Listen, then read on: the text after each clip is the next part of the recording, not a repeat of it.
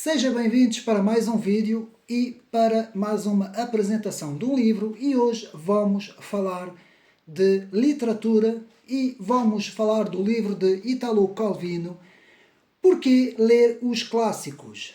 Portanto, aqui o livro, Porquê ler os clássicos? Um livro indiscutivelmente, sem dúvida, uma obra fundamental dentro desta área dos clássicos. E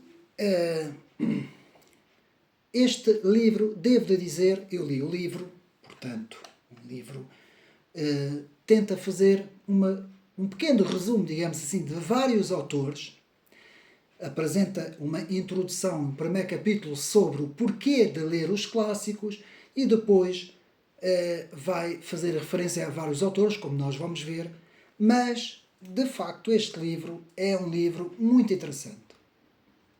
Muito interessante, e devo dizer que eu não conhecia muito bem este autor, não é dos autores que eu mais conheço, mas fiquei surpreendido, embora saiba que este autor, que nasce em Cuba, depois vai viver para a Itália, teve alguma relação com o Partido Comunista Italiano, tinha algumas ideias de esquerda, é verdade, em termos de política, mas em termos de literatura, este autor é um autor muito interessante. A forma como Italo Calvino, digamos assim, expõe os vários autores, faz o resumo dos vários trabalhos, por acaso achei muito interessante. E, portanto, este autor, que nasceu em 1923 e morreu em 1985, teve vários livros editados, viveu quase toda a vida na Itália. Foi consultor literário, concluiu a sua licenciatura em letras e foi conciliando conciliando a sua vida dentro da própria literatura, do estudo da literatura, foi inclusive editando vários trabalhos, e é considerado por muitos como um vulto da literatura e como escritor italiano do século XX. Portanto, este autor, de facto, é um autor bastante estudado dentro do mundo da literatura. Este livro foi editado depois da sua morte, portanto, em 1991, e, como eu disse, é uma coletânea de ensaios literários e algumas críticas sobre o próprio trabalho dos autores. Um livro não é muito grande, tem 287 páginas. Esta edição é a edição Dom Quixote, de 2015, e este livro tem como entrada uma frase muito interessante. Um clássico é um livro que nunca acabou de dizer o que tem a dizer. Esta é uma das frases principais do trabalho. Portanto, um clássico é um livro que nunca acabou de dizer o que tem a dizer. E vamos ver como este trabalho fala várias vezes da importância de ler novamente. Aqui vou utilizar a palavra ler novamente e não reler, como é utilizado pelo Calvino. De ler novamente um trabalho. E aqui Italo Calvino vai nos falar em muita coisa. Em a leitura dos jovens comparada com a leitura dos mais antigos, daqueles que já têm a experiência e que vão fazer a releitura do clássico, ao passo que os jovens vão o ler pela primeira vez. Mas isso vamos agora ver mais para a frente. Então, porquê ler os clássicos? Porquê ler os clássicos? O primeiro capítulo do livro. Um clássico é um livro que nunca acabou de dizer o que tem a dizer. E nós vamos agora ao sujeito do trabalho e vamos analisar o que Italo Calvino nos transmitiu nesta obra sobre os clássicos. E o autor nos dá várias definições e vamos analisar cada uma delas. Então, Uma das primeiras definições que encontramos na página 10 nos diz o seguinte: chamam-se clássicos os livros que constituem uma riqueza para quem os leu e amou, mas constituem uma riqueza nada menor para quem se reserva a sorte de lê-los pela primeira vez, nas condições melhores para as saborear. Página 10. Quem nunca ouviu falar do primeiro amor? Não é? Quando nós lemos um livro pela primeira vez, principalmente quando nós somos jovens, e que este livro nos marca muito, ao ponto de mais tarde, quando nós novamente vamos fazer a leitura do livro, a releitura do livro, não é? Vamos reler o livro, parece que o livro nos vai dizer coisas que nós não tínhamos visto a primeira vez que lemos o livro, não é? Ou seja, há uma descoberta constante nas releituras das obras. E isto é um facto, meus amigos. E aqui, muito bem nesta definição. Toda a obra literária lida pela primeira vez, sobretudo, toda a obra literária lida pela primeira vez, sobretudo na juventude, deixa sementes na própria vida. O que é que isso quer dizer? Página 10. É aquilo que eu estava a dizer. Na primeira vez que nós lemos um livro, por exemplo, quando nós somos mais jovens, não é? Este livro vai nos deixar sementes. Principalmente na literatura. Eu vou tentar aqui explicar a importância das sementes deixadas pelos livros de literatura, não é?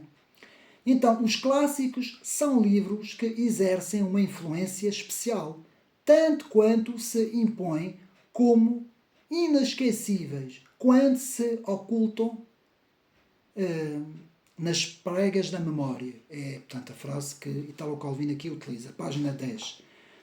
São inesquecíveis os clássicos. Há coisas em clássicos. Eu lembro-me da primeira vez que eu li o livro de Tolstói, Guerra e Paz. Foi uma experiência fantástica. E ainda por cima eu consegui fazer a leitura apenas num tomo, que eu consegui comprar. Eu tenho aqui, não é? Eu já o apresentei. Consegui comprar, portanto, Guerra e Paz no mesmo volume. É um calhamaço bastante grande. E, para mim, quando ouço os críticos dizerem que foi considerado uma das maiores obras de literatura, eu percebo o porquê desta crítica, não é? E, de facto, só alguém que tenha lido o livro é que percebe toda aquela envolvência, toda aquela história, não é? Todo aquele mundo que quando nós mergulhamos nesse livro, e isto só é possível quando nós mergulhamos no livro. E eu vou dar uma pequena comparação, uma pequena analogia, digamos assim. Para mim, um livro é como se eu quisesse mergulhar num rio e nadar neste rio. Se eu olhar para o rio e não entrar no rio, eu vou ter a visualização do rio, não é? O rio até é um rio bonito, vamos imaginar, um riacho, um rio, aí numa terrinha, em que à volta temos campos e floresta, não temos praticamente... Existem muitos rios assim, não é? Em Portugal. E o facto de nós mergulharmos no rio e nadarmos dentro do rio, nós estamos a saborear o rio, não é? Isso é uma maneira de eu descrever a experiência. E um livro é a mesma coisa. Eu, para poder, dentro da literatura, para eu poder saborear o clássico, eu tenho que entrar no livro. Tenho que mergulhar no livro. Eu deixo de existir naquele momento e passo a fazer parte daquela experiência. Com as personagens, não é? Com toda a história do livro, todo o enredo do livro, toda a narrativa do livro. E isto, para mim, é uma experiência única e os clássicos fazem isso muito bem. E é por isso que eles exercem uma influência especial, não é? Muito especial, principalmente inesquecível, principalmente nas primeiras leituras. Então, os clássicos são os livros que nos chegam trazendo em si a marca das leituras que antecederam a nossa e atrás de si a marca que deixaram na cultura e nas culturas que atravessaram. Ou mais simplesmente, na linguagem ou nos costumes. Página 11. Meus amigos, eu ouço muito falar nas tradições, na importância que têm as tradições hoje, não é? Hoje neste mundo pós-moderno, um mundo desconstrutivo, não é? E a importância das tradições. Os livros é um dos meios principais para manter as tradições. A prova do que eu estou a dizer é o povo judeu que conseguiu, por meio da Torá, conseguiu preservar-se em mais de 4.000 anos. 3.000 e tal anos. Eles conseguiram preservar-se. Eles foram o povo mais perseguido que os cristãos, não é? Ao cimo da terra.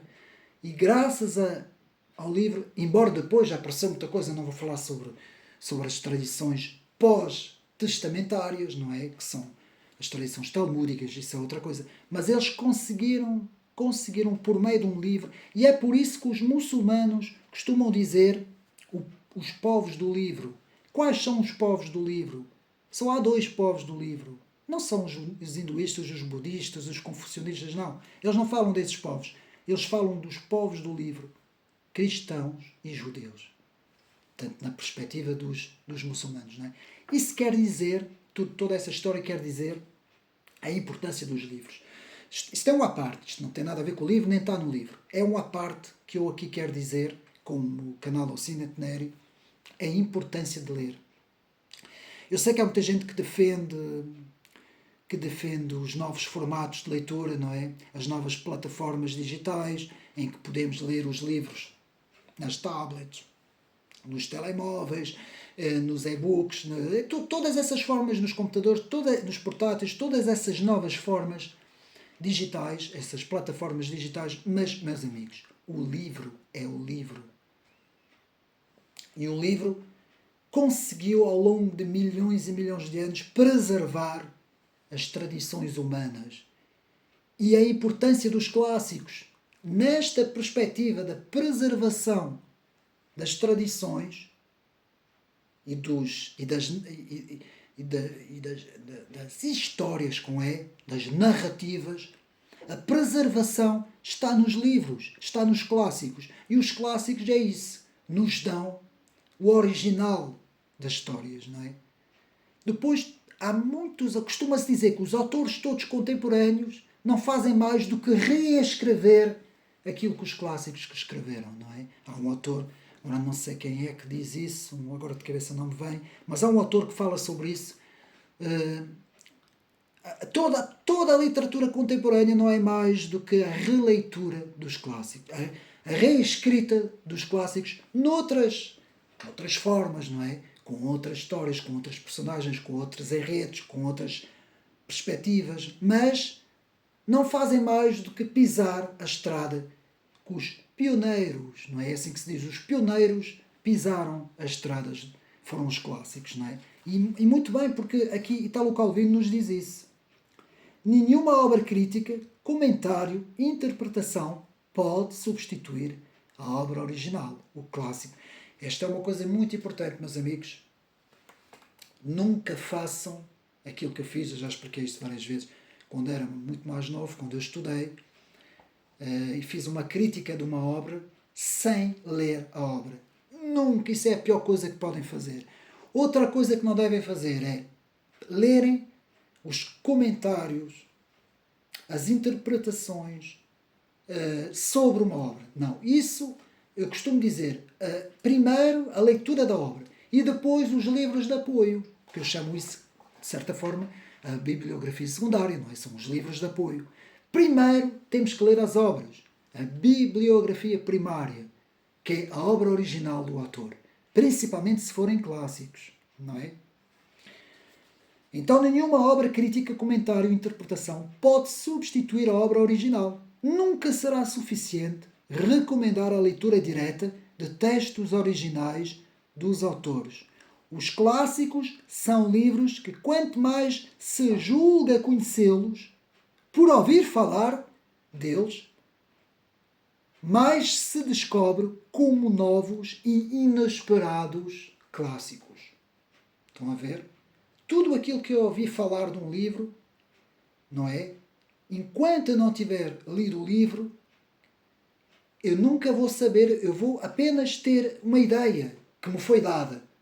Mas quando eu ler o clássico, mesmo a obra, aí é que eu vou mergulhar mesmo na obra. E aí eu vou saber o que é a obra, não é? Por exemplo, fala-se tanto do Dom Quixote, não é? De Cervantes. Essa é uma obra clássica universal, não é? Mas muita gente ouviu falar, mas muita gente não leu. Há muito mais gente que não leu do que gente que leu. Estão a perceber? O ouvir falar é uma coisa, o ler a obra é outra. Estão a perceber? E aquilo que não se deve fazer é ter uma opinião de um trabalho sem ler o trabalho, meus amigos. Infelizmente, na televisão é só isso. Estes especialistas que vão à televisão às vezes comentar coisas como eu já presenciei, não é? E que muitas vezes ainda têm a lata, não é? Ainda têm o descaramento de dizerem em direto que não leram a obra, mas estão a fazer a crítica à obra. Que eu já vi, eu já presenciei isso na televisão, meus amigos. Enfim, isto foi uma parte. Deve-se ler um clássico não por dever ou por respeito, mas por amor. Meus amigos, nas escolas, no mundo académico, fazerem as coisas por obrigação. Mas vocês acham que tem alguma... O professor manda ler X livro. Manda ler uma série de trabalhos, não é? Dentro da bibliografia. E os alunos vão ler aquilo por obrigação. Porque o professor mandou. Eu preferia não ler. Sinceramente. Ou tenho amor para fazer, ou não. Eu digo-vos uma coisa. Eu vou desabafar aqui com vocês todos, aqui do canal, os meus amigos, não é? Do canal que me seguem. Eu não tenho este canal para fins monetários, o canal nem sequer está monetizado. Não tenho este canal para receber gostos, nem partilhas, nem... não é para nada disso que eu tenho este canal. Este canal é, antes de tudo, para mim. Porquê é que eu estou a dizer isso? Para eu ter amor a ler. Amor aos livros. Eu vou ler, por exemplo, eu li o livro de Italo Calvino. E eu amei ler este livro. Primeiramente, eu amei ler este livro. E agora vou partilhar com os meus amigos este amor que eu tive em ler o livro. Estão a perceber? Não há aqui segundas intenções. De eu querer ser muito famoso, de eu querer ter muitos likes, de eu querer que muita gente veja. Não é. Até se for pouca gente, este canal tem pouca gente, mas pessoas boas, com qualidade. Isto é um canal com qualidade. Porquê? Porque as coisas aqui são feitas com amor e com verdade.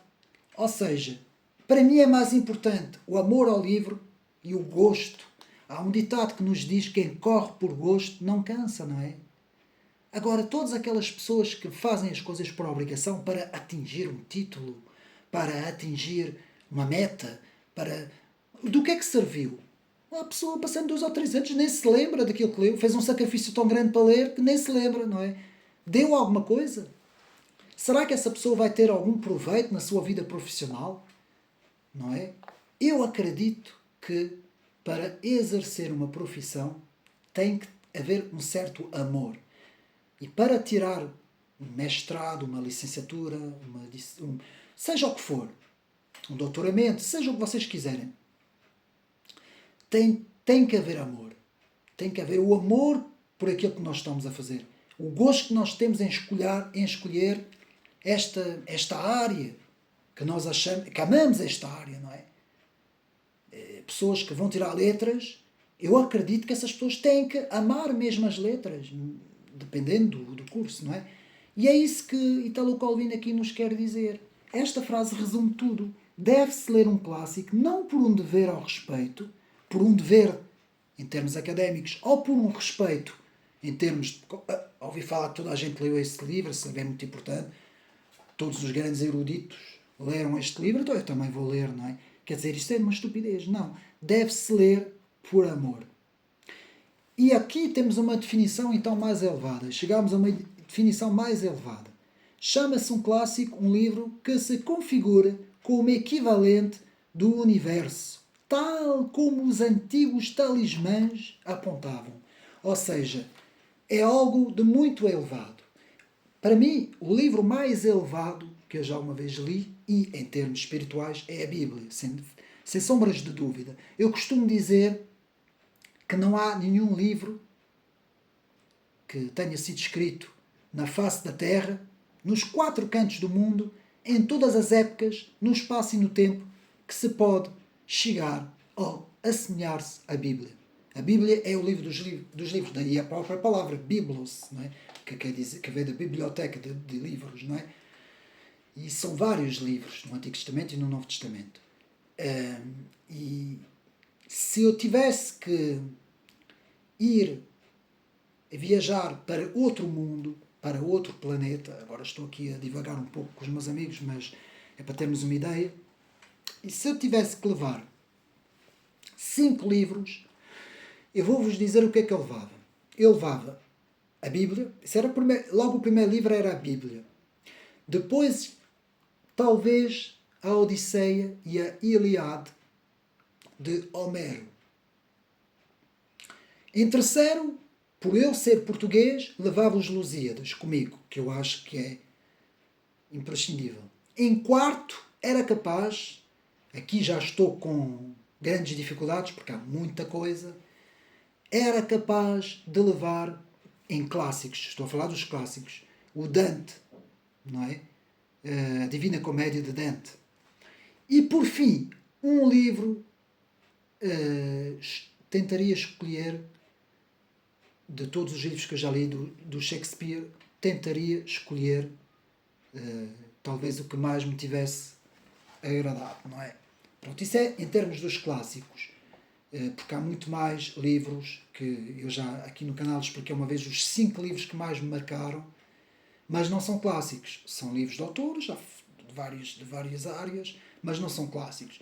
Mas se eu tivesse que proteger o património mundial, e já sei que vai vir esta gente toda da esquerda globalista dizer os chineses, os árabes, os indianos, os asiáticos, os não sei do que, têm grandes livros também, você só olha para o mundo ocidental, você é um supremacista, já sei como que eles vão dizer isso, mas eu estou um pouco maribando para a conversa deles, porque para mim as outras civilizações não chegam aos calcanhares da nossa, e eu tenho que dizer isso, que eles gostem ou não.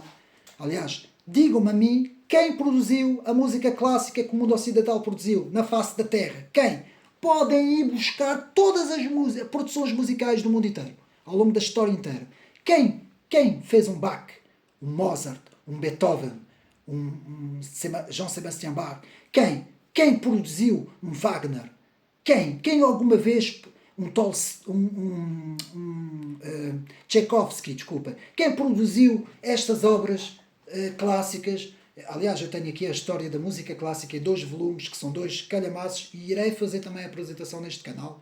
E digo-vos já, só para termos ideia, a música clássica, a literatura clássica, a pintura clássica, a arquitetura clássica, o mundo ocidental, civilização grega, romana e judeia, ao fim e ao cabo, não é? Atenas, Roma e Jerusalém, não há nada que se assemelhe a isto. E por isso é que os muçulmanos chamam o povo do livro. Não é? E por isso é que a nossa civilização, toda ela, desculpem estar a espalhar-me bastante, não é? Que isto não tem nada a ver com o livro, toda a nossa civilização é baseada em Roma, Atenas e Jerusalém. E a maior parte, praticamente todos os livros que estão aqui, fazem parte desta civilização que Italo Calvino escolheu. Então, onde é que eu ia? O clássico é o que não se pode ser-nos indiferente e que nos serve para nos definirmos a nós mesmos em relação e em contraste com a própria obra. Ou seja, agora a importância da literatura. Agora aqui eu tenho que perder um bocadinho com isto. Meus amigos, eu vou, em termos de conhecimento da cultura, eu vou aprender muito mais à noite, num sofá, sentado, a ler uma obra clássica, do que assistir a um noticiário da televisão. Aquele que vai assistir ao noticiário da televisão vai ficar completamente embrutecido dentro da sua mente. Aquele que estiver sentado no seu sofá, tudo apagado, apenas aqueles relógios de parede, fazendo o tic-tac que nós sabemos dos relógios antigos de parede, num sofazinho, janela, lá fora, quem viver com uma floresta na janela, a ler ali, sossegadinho, um clássico, a mente mergulhada é uma vida que está a ver. Nós estamos a mergulhar e presenciar uma vida. Eu sei que há muita gente que vai dizer que hoje em dia isso não diz nada, não é? Porque as pessoas hoje querem estar mergulhadas nos telemóveis e nas redes sociais, e nas selfies, e nas séries das Netflix e companhia, e que isso... Mas o nosso abaixamento cultural está cada vez a cair mais, precisamente por causa disso. Porque nós perdemos este hábito de leitura. Este hábito que fazia com que tínhamos grandes mentes. Nós, no passado, tivemos grandes vultos, grandes mentes, grandes eruditos, grandes autores, grandes escritores. Hoje não temos, meus amigos. Podem ir buscar quem vocês quiserem. Não temos.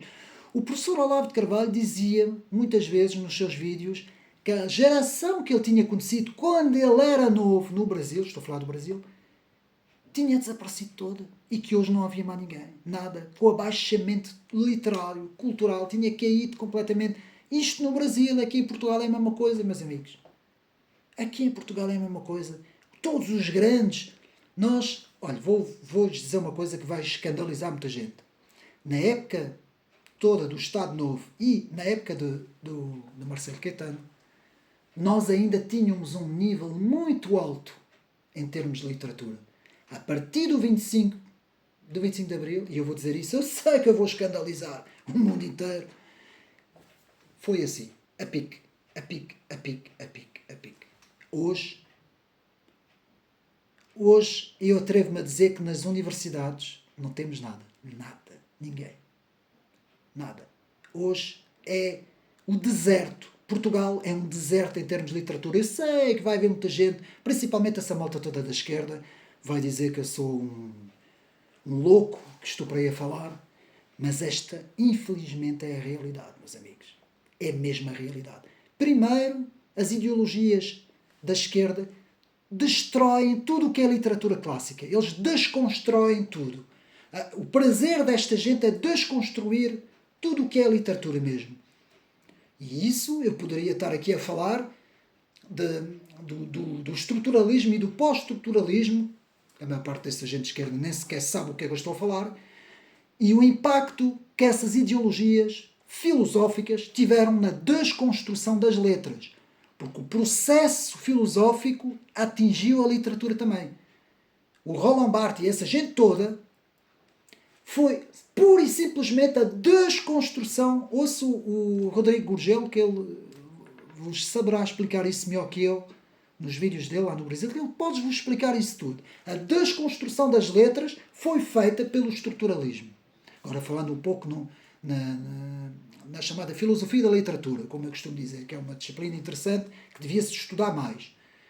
E tudo isso foi a desconstrução. Justamente os clássicos nos dão o clássico nos dá uma força, uma ferramenta, nos dá as ferramentas para nós, nos dá força mesmo. A mim, o clássico dá-me força para eu compreender o espaço e o tempo à minha volta, meus amigos. Porque eu releio, por exemplo, ler o Victor Hugo. Alguns vão dizer que ele era um libertário, um liberal, quase anarquista, não é? Com ideias... Mas ler o Victor Hugo, e quem diz Victor Hugo diz outros autores. Balzac, Stendhal, há tantos autores. Os franceses têm uma escola muito grande em termos de literatura. Já para não falar do René de Chateaubriand, que para mim é uma obra incontornável, não é? Memórias do outro túmulo, Mémoire d'Outre-Tombe, porque eu estou habituado a ler em francês. E são livros fenomenais. Já para não falar nos clássicos L'Histoire de France, de Fernand Braudel, livros que nos dão uma projeção que eu não vejo isso em mal lá nenhum. Em Portugal temos um bocadinho, atenção, nós temos aqui Camilo Castelo Branco, temos aqui grandes autores, temos aqui autores fantásticos, o Camões, não é? Fernando Pessoa, agora saiu a biografia do Fernando Pessoa, que eu vou fazer aqui no canal, dou já essa notícia, um calhamaço assim deste tamanho. Para mim, Fernando Pessoa é um embaixador de Portugal. Sem dúvida nenhuma, nós temos aqui grandes. Os clássicos nos dão, eu estou-me a arrepiar ao dizer isso, meus amigos, vejam bem como é que eu estou, nos dão a força de vida. Para mim, é a força da minha vida, da minha vivência. E é exatamente isso que me transmitiu Italo Calvino. Eu não sou nenhum seguidor deste autor, nem das ideias que este autor tinha, em termos de política, não é? Então, portanto, aqui já vimos, o clássico mostra-nos modelos de vida vividos, veja bem. Tudo aquilo que eu estava a dizer está aqui resumido agora nesta frase. O clássico mostra-nos modelos de vida vividos. Mostra-nos a vida, não é? A experiência de vida, não é? Um clássico é um livro que vem antes de outros clássicos, mas quem lê primeiro os outros e depois lê esse mesmo, reconhece logo o seu lugar na genealogia, na própria cronologia da escrita, não é? Página 14. Para se poder ler os clássicos, deve-se também determinar de onde nós estamos a lê-lo. Muito importante aqui esta reflexão de Italo Calvino. Um clássico é também o que persistir como tendência para relegar a atualidade, para a categoria do ruído de fundo. Vejam bem. Mas, ao mesmo tempo, não pode passar sem este ruído de fundo. Eu acho que essa frase merece ser repetida aqui da página 15. Um clássico é também o que persistir como tendência para relegar a atualidade como ruído de fundo. Mas, ao mesmo tempo, não pode passar sem este ruído de fundo. Vejam bem, não é? E há outra frase importante que Italo Calvino nos vai dizer, que para mim é uma das ideias centrais do trabalho. Construir a nossa própria biblioteca de clássicos. Eu vou fazer um vídeo sobre isso. Como é que vamos construir a nossa biblioteca dos clássicos? Como é que vamos fazer? Se vamos fazer por temática, se vamos fazer por cronologia, no espaço e no tempo, se vamos fazer pelo nome dos autores, se vamos fazer por estilos, não é? Se vamos fazer até por editoras, há quem faz por coleções, por editoras, já depende. Depois eu irei fazer isto. Portanto, como construir a nossa própria biblioteca dos clássicos com metade de livros que já lemos e que foram importantes para nós, e por outros livros que pressupomos que sejam importantes lê-los também. Não é? Poderemos vir a lê-los, que ainda não conseguimos ler, não é? Página 16. Portanto, os clássicos servem sobretudo para compreender quem somos e onde chegamos. É um modo de se ver o mundo com os óculos do autor, no seu contexto, aprendendo depois a lidar com o nosso próprio contexto. Não é? E como é que fazemos isto? Usando o imaginário do autor. Aqui é a importância do imaginário no contexto da leitura, não é? Eu costumo dizer, uma vez disse que eu tinha capacidade para criar um filme dentro da minha mente, com princípio, meio e fim. Uma vez até disse isso, houve alguém que comentou, que disse que eu era louco, não é? Mas, se formos a ver, todos os grandes eram loucos, não é? O Fernando Pessoa tinha uma capacidade de criar personagens. Ele conseguia fazer ele próprio. Atenção, não é no que está escrito do Fernando Pessoa. Não estou a falar do que está escrito. Estou a falar da capacidade que ele tinha de estar sentado, sozinho, ou mesmo até rodeado de pessoas. E a sua mente, ele conseguia imaginar 3 ou 4 personagens e ele entrava dentro desses personagens e punha esses personagens a interagir uns com os outros. a falarem uns com os outros, tudo na mente dele, abstraindo-se completamente da sua pessoa. Meus amigos, isso é quase impossível, quase ninguém consegue fazer isso. E Fernando Pessoa tinha esta capacidade. Por isso é que ele escreve os heterónimos, não é? E toda a literatura que nós temos de Fernando Pessoa. Portanto, a capacidade está na mente, não é? Há pessoas que têm uma mente. Eu conheci um rapaz que, aliás, até tenho um livro dele aqui, que é o José António Gato Coutinho, acho que era o nome dele, Coutinho, que a gente chamava-lhe Tosé, que tinha uma capacidade poética na mente e intelectual. O intelecto dele era tão profundo, tão profundo, tão profundo, tão profundo, que ele próprio ficava mergulhado com os seus pensamentos. Há quem diga que isto até é perigoso, não é? A pessoa pode entrar pronto, mas não se pode... a pessoa pode ficar alienada um pouco da realidade, não é? E daí ele depois teve até problemas psicológicos e tudo. Mas era uma pessoa, ele era sobredotado. Portanto, ele era sobredotado. Ele conseguia memorizar, ele fotografava as páginas dos livros. E aquilo ficava ali fotografado. Portanto, eu não consigo fazer isso, mas ele conseguia fazer isso. E há pessoas assim que têm esses dons, não é? Pessoas que leem um livro, no outro dia sabem tudo, está aqui tudo. Eu tenho que tirar apontamentos e tal, não é? Mas há pessoas que não precisam. Há pessoas que chegam aqui e não precisam de apontamentos nenhuns, vão resumir o livro do princípio ao fim, leram um livro ontem, se calhar até leram um livro há um mês atrás e conseguem. Portanto, tudo isso para chegar à importância da leitura. É isso que eu quero aqui deixar bem claro também, e principalmente dos clássicos. Ponto número 2, capítulo 2, a Odisseia, na Odisseia. Agora vamos ver os vários clássicos. Bom, eu não vou, senão o vídeo vai ficar muito comprido. Já estamos com 37 minutos, eu não quero estar também, tenho criticado que os vídeos são muito compridos, 2, 3 horas, eu não posso continuar assim. E eu vou fazer assim, eu vou dar aqui o nome dos livros, do autor, portanto, mais ou menos, e o que é que o Italo Calvino faz? Faz um resumo, tenta fazer um resumo por meio das suas palavras e da sua interpretação do autor.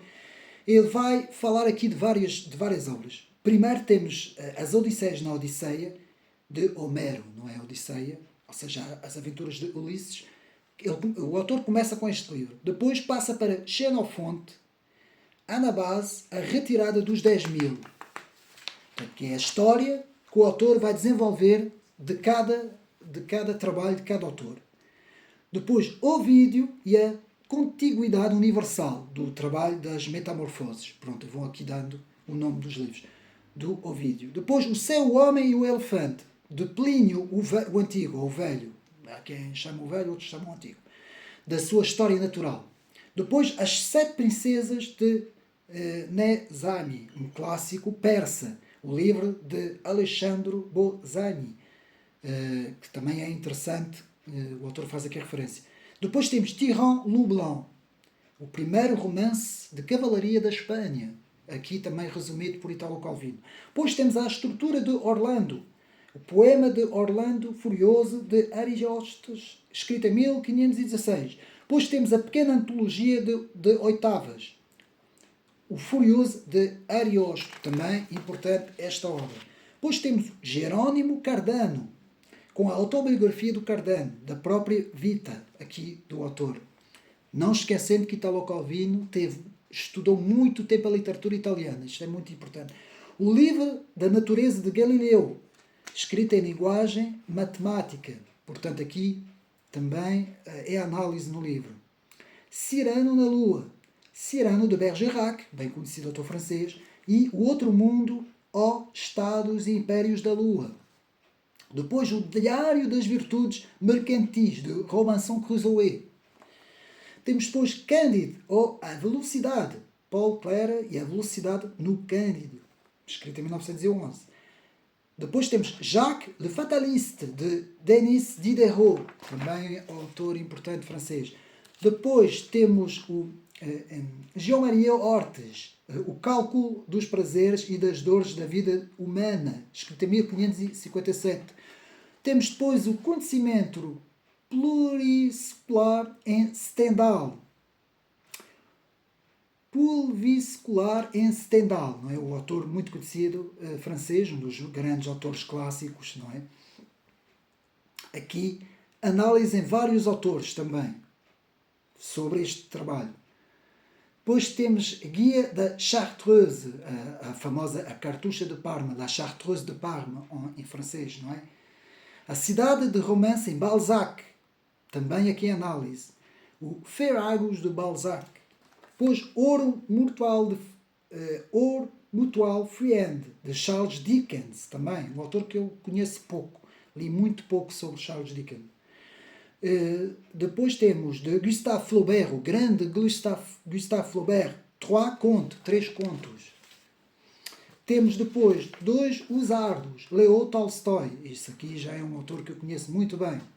O Homem que Corrompeu, de Mark Twain. O Homem que Corrompeu Alderburgh, de Mark Twain. Depois temos Daisy Miller, Henry James, também em análise.